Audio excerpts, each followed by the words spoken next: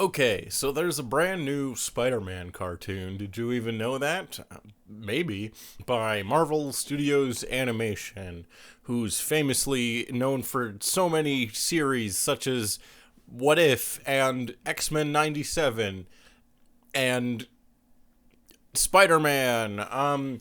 So this one's called Your Friendly Neighborhood Spider-Man, and this is a project that was in the works for a while.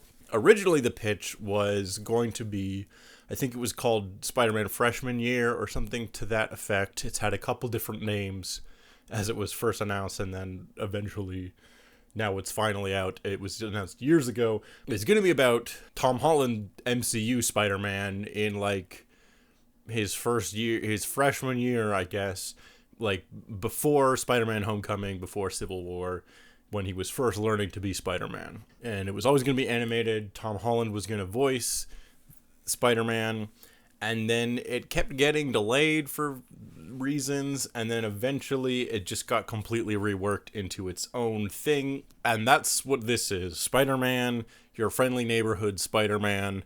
It's kind of similar. It's got similarities to the MCU Spider-Man, but it's set in a completely different universe.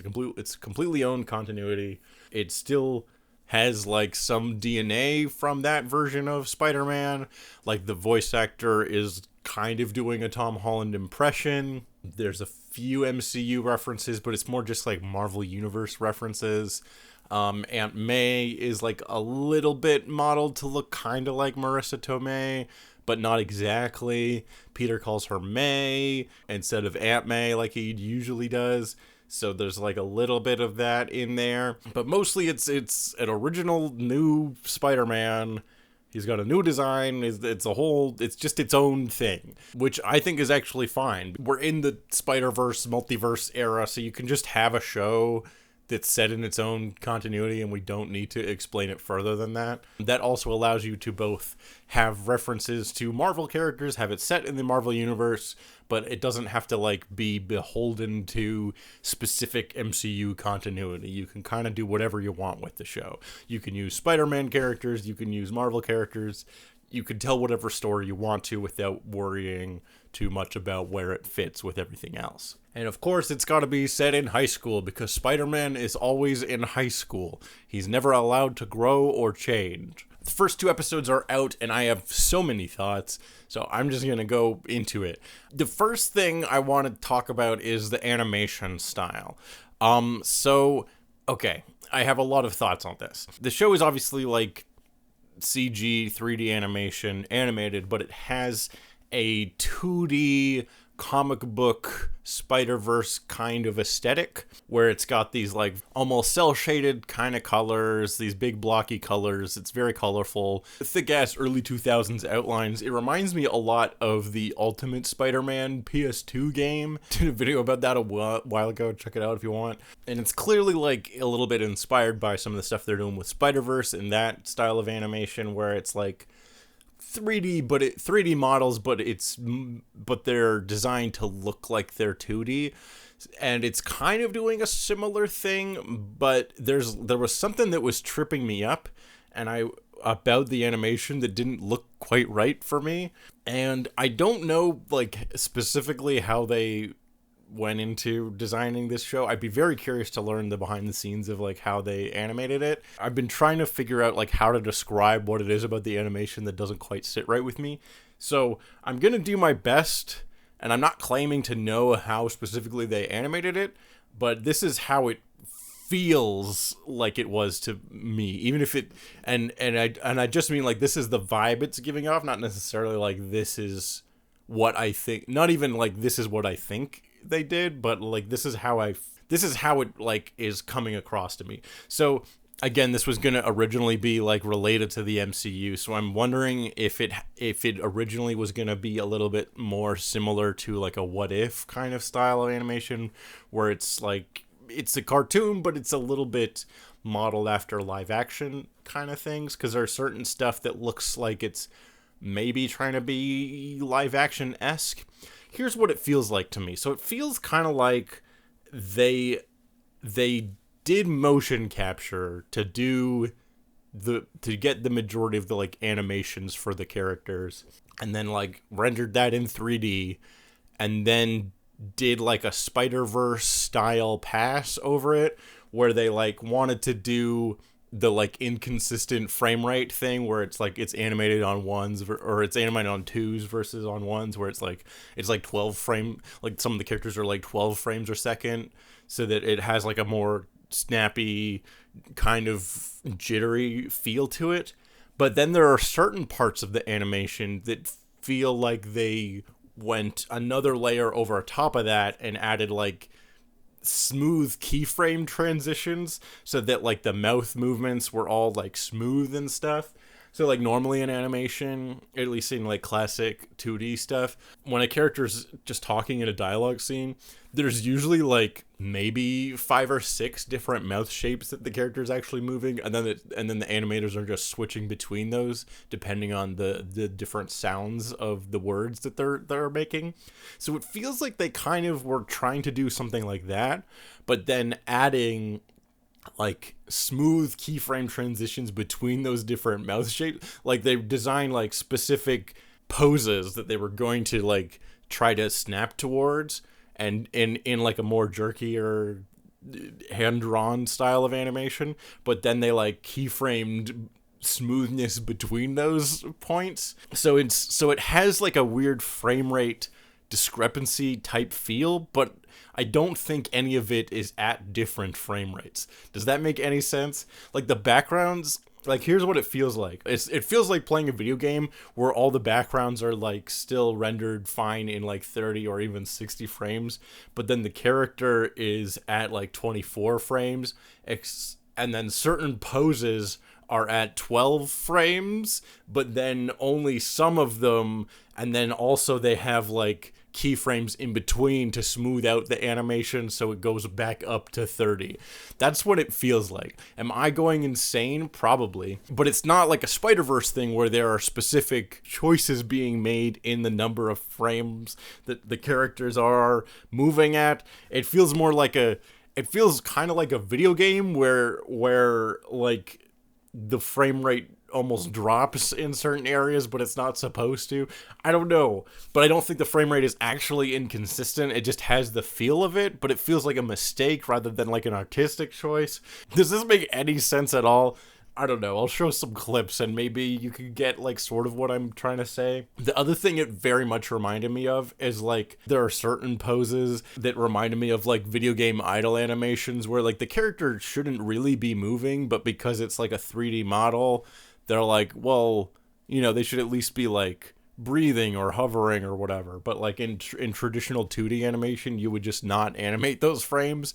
It weird stuff like that. It kind of feels a little bit like when you're playing the Spider-Man PS5 game, but as the like animated cell shaded hard outline suit, where it doesn't quite feel like it belongs in the world correctly, you know? And I should specify, I actually like the style of animation that they're like that they're going for. I would love a cartoony ass Spider-Man cartoon that is like has like Steve Ditko-esque character designs, and it's going for like a comic booky type approach. And I think a lot of the action animation is actually really, really good. The swinging scenes in particular look fantastic. They look great, and I think it's partly just that they spend probably the most amount of time on them, which is smart. That's what you should be doing. And it's really only in the like dialogue scenes where stuff feels like a little bit off, and something about the way the mouths move. I think again that's part of why the swinging and action scenes look really good, because a lot of them have Spider-Man with the mask on, so you can't see his mouth move, so it looks fine. But I think the thing that's like tripping me up is it feels like it's several different types of animation being used at the same time. Like it's 3D models, but it feels almost like they're done with motion capture, so designed to look realistic, except that it's got this cartoony 2D style of animation thrown on top of that. So it's like cel-shaded 3D models, but designed to look flat in 2D. And it feels a lot less intentional than something like Spider-Verse, where like they spend a long time really fine-tuning that art style to make it work. And while this has like elements of that, like I like they will occasionally have shots that will do multiple like panel layouts like it's a comic book, which I like, and they managed to do that well also. Like, it's not confusing, you know where to look still, but then at the same time there are scenes where the characters are just like walking and talking and they look really stiff and awkward, and I can't like quite point my finger on why that is, but it's tripping me up, and I just keep like obsessing over thinking about how they animated this rather than like thinking about the characters in the story. I can't just watch a Spider-Man cartoon. I have to like overanalyze every aspect of it and go insane. But I also can't just not watch it because I hate myself. But let's talk about the actual story and characters a little bit. So it's Spider-Man. It's set in high school because Spider-Man's in high school. He's got a goth chick best friend, Nico Minoru, who's a character from The Runaway. Is a very cool character. I'm sure she'll get powers at some point later on in the season. And then it looks like he's also going to befriend Harry Osborn. The Osborns exist in this universe, which is like one of the things that sets it apart from the MCU, because God forbid famous Marvel characters exist in the MCU.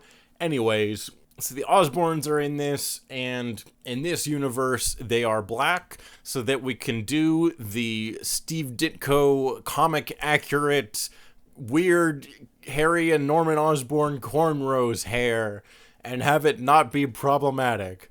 I think it's fine, actually. I kind of like it. But that means that likely Peter will have the Danny Phantom friend group of black friend and female goth friend. Perfect. I love it. And yeah, it's playing with different types of expectations that you have from watching a Spider-Man cartoon. Like Lonnie Lincoln is a character in high school with Peter, who in the comics is L. Thompson Lincoln, the Tombstone.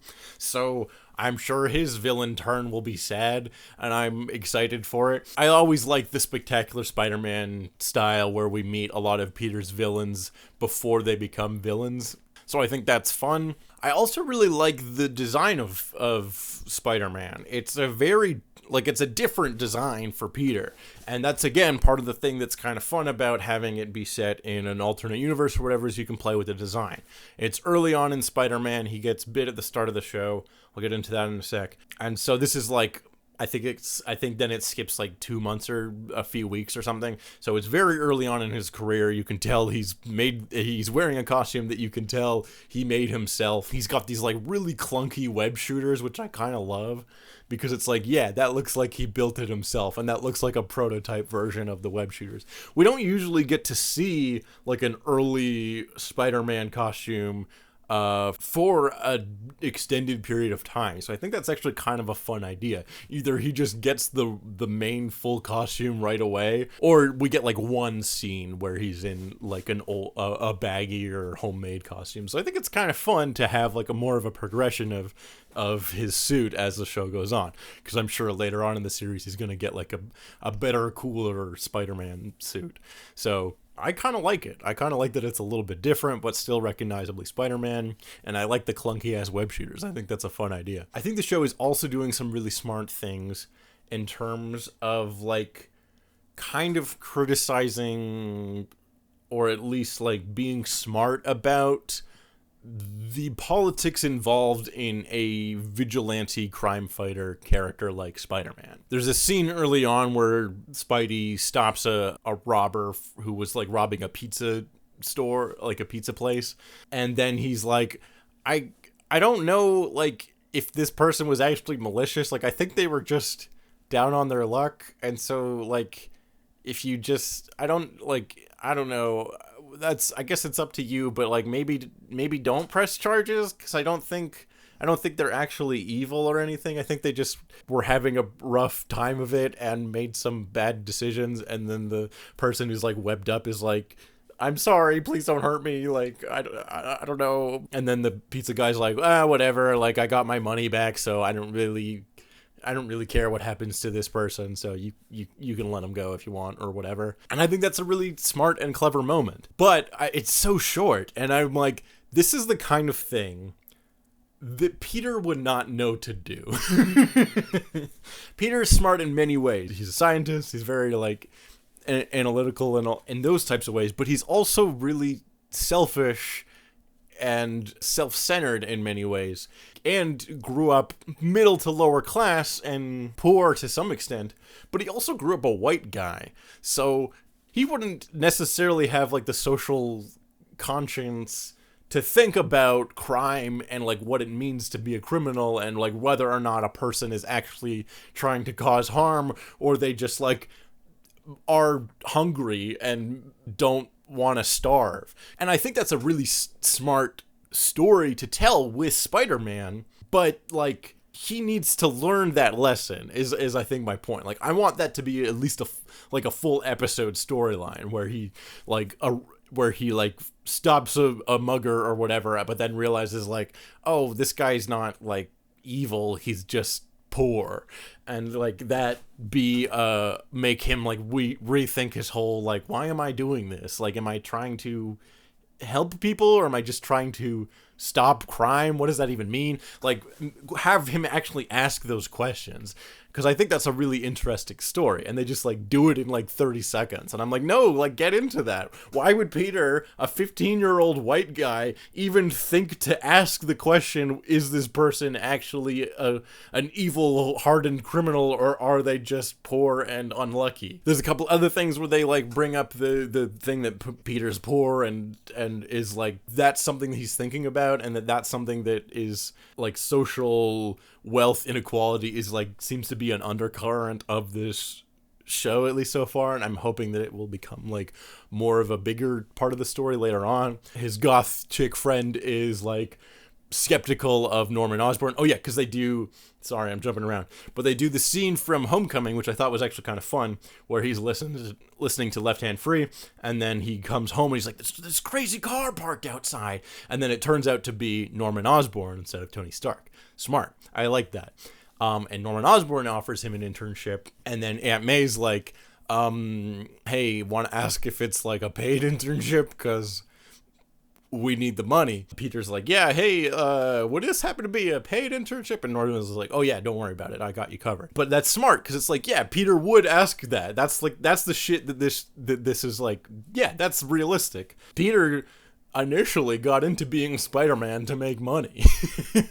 Which brings me to another point. So far I've talked about a lot of the stuff that I like about the show. Animation style aside, the story and characters I think are well-rounded, and they're doing a lot of really clever things with the Spider-Man mythos. There's even some jokes that I kind of chuckled at. I thought it does have the very Marvel humor, but it's like a Spider-Man cartoon. Of course it does. Okay, so in the opening sequence of the show, they do Spider-Man's origin, and they completely fuck it up. This is the part where I turn on the show and become an angry, ranting asshole. So, in the opening 5 minutes of the show, we have this, like, quick action scene with Doctor Strange, sure, whatever. I don't really care about that. The main two things that they fuck up is that, one, the show opens and Uncle Ben's already dead. But Peter doesn't have powers yet. Then, first of all, little moment where he like saves Nico from some like debris that's falling, or no, there's like a monster or whatever. It doesn't matter. He tries to save somebody before he has powers. Okay. And then he gets bit by the spider. So then we cut to like 2 months later or whatever, and he's doing Spider-Man shit. So why is he Spider-Man? Why is he being Spider-Man? Why is he like trying to help people with his powers? Why is he trying to stop crime? Why is he like trying to save people from burning buildings? If Uncle Ben already died before he got bit by the spider, when did he learn that with great power comes great responsibility? Because he's actually been acting quite responsible as Spider-Man, but I don't see where the fuck he learned that from. Like what I was saying earlier about the scene where he like consciously thinks about the person who was robbing the pizza store, like, are they were they maybe just unlucky? Were they not like really trying to harm anyone? Why the fuck would he even question that in the first place if he never learned that with great power comes great responsibility? That's the whole fucking point of his origin. The crazy thing too is the show could have just skipped that whole sequence at the start and started where you think it's initially going to, where it's just like he's been Spider-Man for a month or two and Uncle Ben's already dead. Here we go. We could just start there, and then I wouldn't even have any of these questions. But because you specifically acknowledge that Uncle Ben's, well, first he exists, so that's nice, but that he died before he became Spider-Man, which is kind of the whole fucking point of, of Uncle Ben dying in the first place. But two, that then he gets his powers after. It's like, well, then why would he even, like, earlier in the scene, before he even is bit by the spider, he tries to save Nico? Why would he do that? He doesn't have power or responsibility or anything. He hasn't learned anything yet. If he doesn't have the power, he can't learn that he needs the responsibility. That's the whole fucking point of the character. How can you fuck up something so fundamental when you're, like, doing so many other things smartly? It's so extremely frustrating. Because that literally, that's the entire, like, thing that makes the character interesting. And there are elements of this show later that do feel very Spider-Man-esque and are like hitting a lot of the right beats, where we're learning where, like, there's a sequence where Spider-Man has this internship with Oscorp, but he's also made a commitment to go to this party with Nico. So he has a social like social life and a work obligation, and they're in conflict. Meanwhile, he also ends up having to stop this arsonist character who's like burning down a building, which is a fun little sequence. I like this little, okay, side tangent on this little action scene is really fun.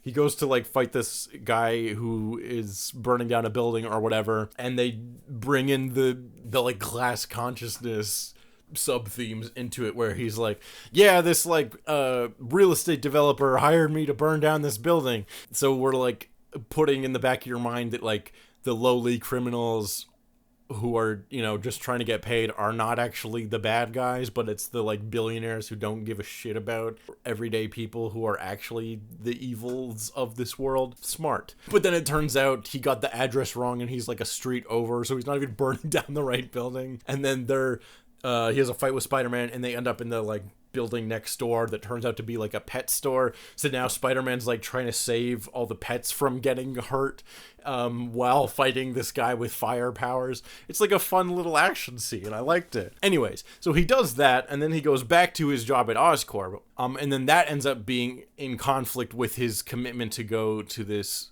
social event with Nico. So it's him struggling with his work-life balance, but it's actually not the Spider-Man thing that trips it up. It's his commitment with Oscorp, which I think is clever. It's like a totally relatable thing where like my job and my social life are coming in conflict, and I just want to be able to do them both. How do I do that? And the Spider-Man of it all just kind of makes things more complicated, and I'm sure it will going forward with how this episode ends as well. So there's stuff like that, which I think is actually really smart and clever, but then they like fuck up the fundamentals of the character, which is like, why is he even being Spider-Man in the first place? Maybe later in the season we'll get like a flashback with Uncle Ben where he tells him that with great power comes great responsibility. But I think the whole thing that makes it compelling is that Spider-Man gets powers, uses them irresponsibly, tries to make money with them, instead of doing what he should have been doing, which is like looking out for his fellow man and trying to use his powers to do some good. Because he didn't do that, Uncle Ben ends up getting fucking murdered, and it's something that was completely preventable, that Spider-Man himself could have stopped. If Uncle Ben dies before Peter has powers, there's nothing he could have done about it. So it completely negates the whole point of the whole pathos of the character. It's so frustrating because I really want to like this show, and there are many elements of it that I do like. I think the theme song is really fun. It takes a page out of the 2012 Nickelodeon Ninja Turtles book, where it does a remix of the 60s Spider-Man theme and then does like a cheesy 90s style rap over top of it. It's incredible. It's so corny, but works so well, at least for me, for like a cheesy ass Spider-Man cartoon. It's like exactly the right tone. No, it is nowhere near as like well made or like just the same level of quality as any of the hip hop and rap stuff in the Spider-Verse movies or even the Miles Morales game. But for a cartoony ass like comic book style animated Spider-Man cartoon, it's exactly the right tone. I love it. So I'm extremely conflicted on this show. There's a lot of stuff it's doing which I really like. Again, it's in its own universe and stuff, so it's not like fucking with any other continuity. I can watch it or not, depending on how I feel, and it doesn't like affect anything else that's going on, which is nice. And it seems to be doing some kind of fun stuff with the Spider-Man mythos and the characters, bringing in different Spider-Man characters and different other Marvel characters. Like, I think Daredevil is supposed to show up later in the season, who's going to be voiced by Charlie Cox, despite this show not taking place in the MCU. But I'm always here for Daredevil, so that sounds fun. But then it also, like, completely misses the point of Spider-Man's origin, and you could have easily just done it. You could have just done it. You could have just done it the same way they do it in Spider-Verse, where you cover it in like 2 lines. I was bit by a spider, and then Uncle Ben died, and now I know that great power comes great responsibility. You could have just done that in like 30 seconds, and they almost do, but then don't. It's like, why can't you just get that right? Why can't we just get the main thing right? If we're trying to be like, oh, it's kind of like the comics, but a little bit different, just do the main thing that makes Spider-Man Spider-Man. Why can't we just have that? Why is that so hard to do? Why is it so hard to do? Uncle Ben gets shot, and then Peter learns that with great power comes great responsibility. That's like the whole fun of the character too, is that like he's actually a very flawed individual, and initially uses his powers for personal gain. The world may have bullied the timid teenager Peter Parker, but it will marvel at the amazing potential of the amazing Spider-Man. All that shit. That's the whole point. That's another thing. This show really needs a Flash Thompson or a J. Jonah Jameson. Not necessarily those characters, although I'd love to see him. Peter needs more, like, people that don't like him in this show. So far, the closest thing we've had is, like, Lonnie Lincoln, who's, like, the football jock character who's dating the girl that Peter likes in this version. And you think initially he's going to be, like, antagonistic towards Peter, but turns out he's actually, like, a pretty nice guy.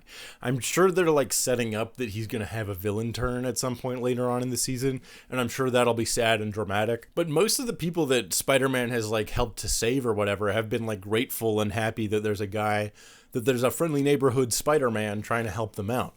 We need more Jonah Jamesons who are like, no, fuck this guy. He's a vigilante. Why does he wear a mask? This guy's probably in it for personal gain. Fuck him. We need more people like that in the show, because so far, Peter's not faced enough like personal or professional criticism. But I'm sure more conflict will come with Norman Osborn, and they'll do some stuff with that. So that's it for so far. I'm extremely conflicted on this show. I want to like it so bad, but they're making it hard for me. I also just can't not overanalyze a Spider-Man cartoon that's probably meant for kids because I'm mentally ill. So that's me ranting about the newest Spider-Man cartoon. Should you watch it? I don't know. Maybe. Those are my thoughts. Are you watching it? Let me know in the comments. What do you think? Are you interested in this show? Did you know it even existed? I feel like the marketing was not very good, partly because it was announced years ago and then it kept getting delayed and reworked, and then Marvel forgot about it, but now it's out suddenly.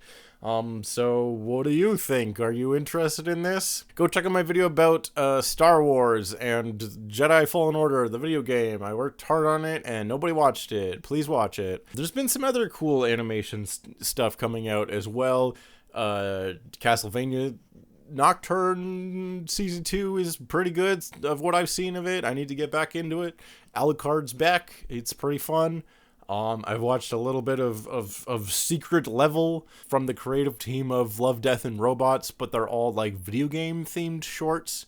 They're kind of cool. I don't know. There's some good animation out there. You just gotta look hard for it. I'll probably keep watching this show and maybe do another couple videos about it. I don't know if I'll do one every week, but I'm at least curious enough to keep watching and see what they do. And maybe it'll even redeem itself. The thing was that, it pissed me off a lot initially with like fucking up the origin, and then there were so many other things in the show that like I kind of liked that it kept winning me over, and that made me mad. So will this show win me over? Possibly. I don't know. Will it piss me off more? Maybe. I'll keep watching and let you know. But I think that's it for this video. I'm gonna try to do more of like just really quick weekly or bi-weekly type vlog stuff, and then more scripted-ish, or at least more highly edited, that's a better way of putting it, stuff on my main channel, which was kind of the goal I was gonna do originally, and then I just kind of put whatever out. So I'm trying to have it be a little bit more like this is either behind the scenes or weird vlog update type stuff. So that's what I'm doing. I've been doing a lot of writing recently. I might do a video about that at some point. And I've been doing a lot of reading. We're doing some reading stuff with my cousin Josh. Last episode, we talked about Yumi and the Nightmare Painter from Brandon Sanderson. Go check that out. I think it's fun. And then next up, we're doing Wool. This is the first of the Silo book series. I'm really liking it. It's the Apple show, I think. These are the books. They're like a sci-fi post-apocalyptic type thing. It's cool. I like it a lot. We're going to talk about that at some point. So read along if you want. That's it for this video. Please subscribe and all those things. It really helps out a lot. And that's it. Bye-bye.